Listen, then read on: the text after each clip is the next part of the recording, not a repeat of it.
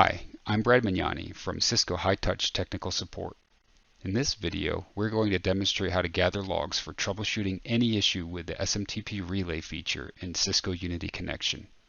Note that these traces are also applicable to any SMTP related feature on Unity Connection, such as speech retranscriptions, HTTPS or SMTP digital network message delivery, VPIM, or HTML notifications, just to name a few. These features all use SMTP as the transmission protocol. An SMTP smart host must be configured and available to accept SMTP messages from Unity Connection. The most common example is Microsoft Exchange, but there are numerous other products that can be used.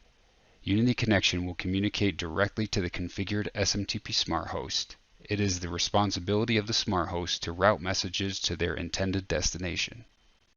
For this demonstration, we will assume the smart host has already been configured in the Unity Connection administration settings.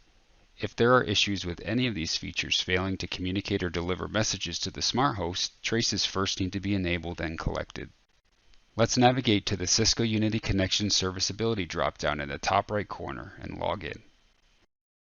From here, click Trace, Microtraces, and scroll down to SMTP and click Go. Check the top left box to enable all levels of SMTP microtraces and click Save. These will be automatically set on both servers in the cluster if you have an active-active pair.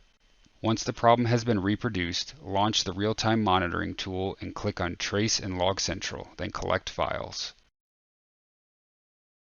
The only service we need here is Connection SMTP Server. Make sure when collecting the files there's a buffer of time before and after the event.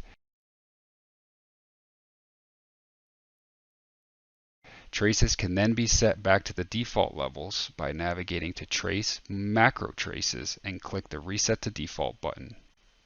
When analyzing the traces, the SMTP session messages such as hello, mail from, receipt to, data, and quit can all be seen to help you identify where the failure is. Thanks for watching.